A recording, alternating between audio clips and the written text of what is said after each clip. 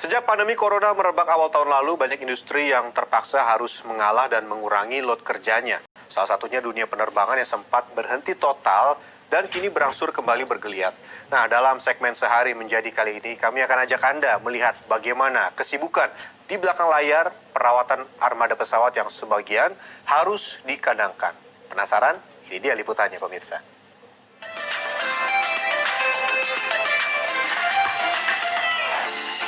Apa yang paling Anda rindukan sepanjang pandemi? Salah satunya pasti liburan kan, pemirsa? Namun sejak pandemi corona melanda, kita harus bersabar dan menahan keinginan untuk bepergian antar kota dan antar negara.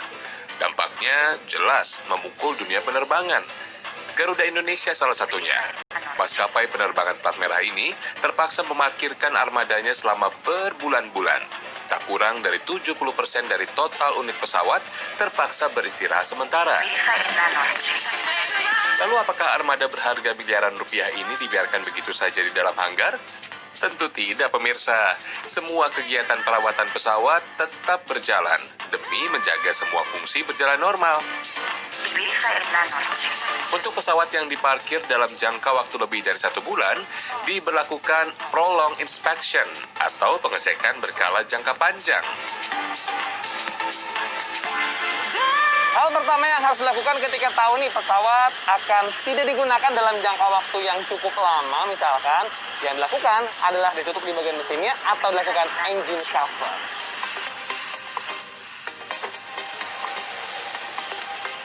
Bagian kiri dan kanan mesin pesawat harus ditutup menggunakan kain. Selain itu, di bagian tertentu akan diberikan silika gel. Apa tujuannya?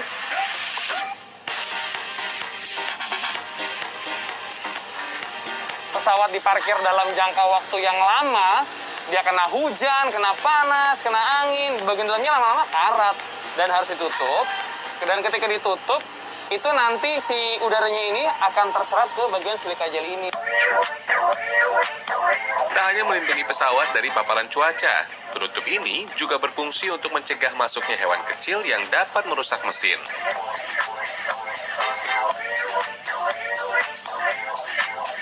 Mesin sudah.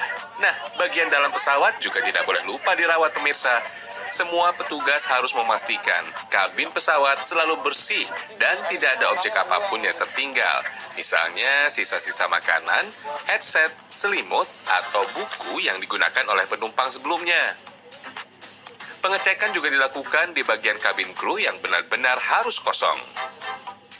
Jangkanya kan kita tidak pernah tahu berapa lama, mungkin 3 atau sampai 6 bulan. Jadi saat kita nanti pesawat kan sudah mau online, itu akan jauh lebih mudah untuk kita mempersiapkannya.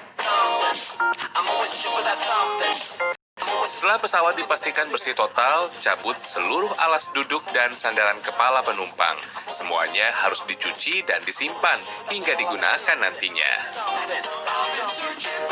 Untuk yang bertanya-tanya seperti saya, ini dicuci secara berkalanya gimana ya? Betul, kalau bagian yang digunakan untuk duduk dicuci secara berkala, tapi ada batas maksimalnya, yakni 20 kali pencucian. Jadi kalau sudah 20 kali, tidak akan digunakan lagi, akan diganti dengan yang baru. Tak hanya di bagian mesin, silika gel juga ditebarkan di beberapa sudut kabin penumpang. Semakin besar ukuran pesawat, maka makin banyak pula butiran silika gel yang dibutuhkan. Tujuannya sama, yaitu untuk menjaga ruangan kabin agar tidak lembab dan berjamur. Sekarang kita beranjak ke bagian kabin pilot, pemirsa. Dalam jangka waktu tertentu, Auxiliary Power Unit atau APU dan mesin pesawat akan dinyalakan berkala untuk mengecek kesiapan dan fungsi semua bagian kabin pilot.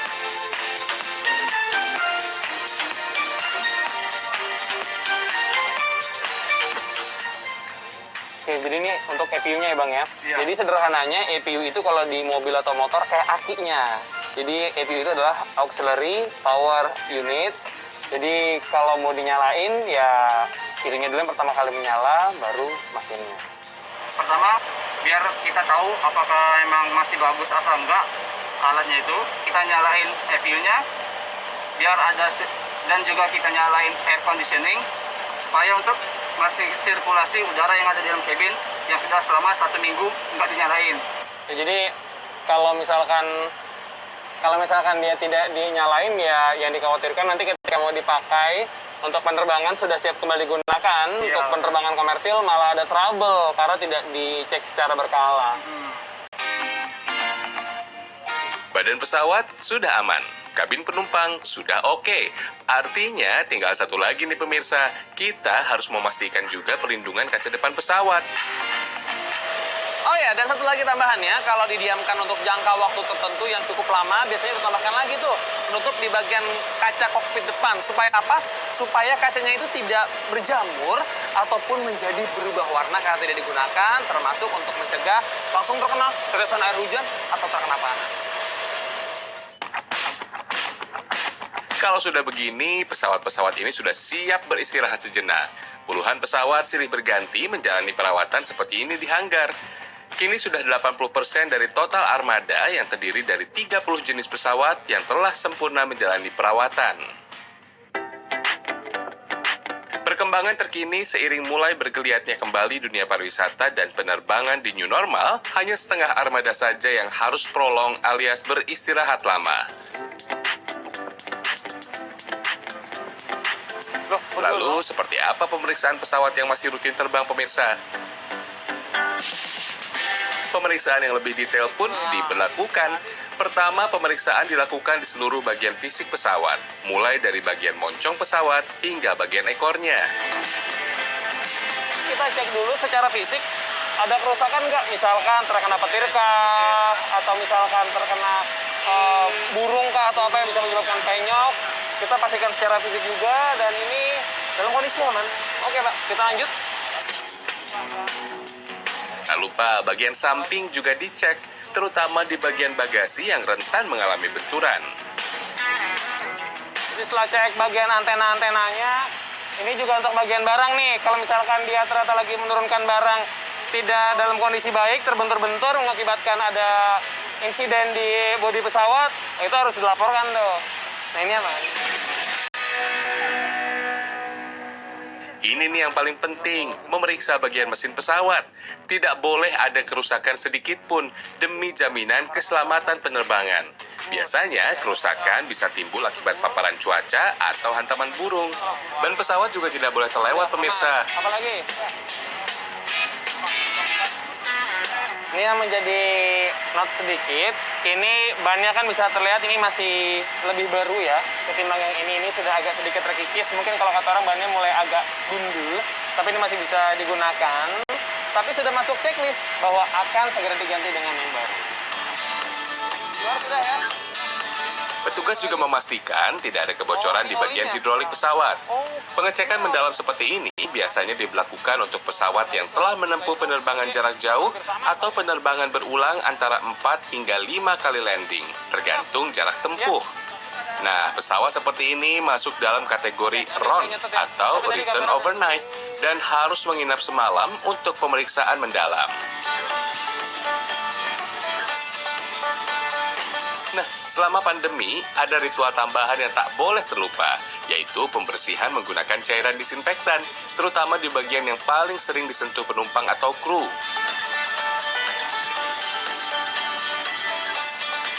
Dan untuk bagian-bagian yang cukup sering disentuh, misalkan tombol di kursi, pegangan, juga yang di bagian untuk menaruh koper ini harus dibersihkan dengan sangat detail dengan campuran disinfektan.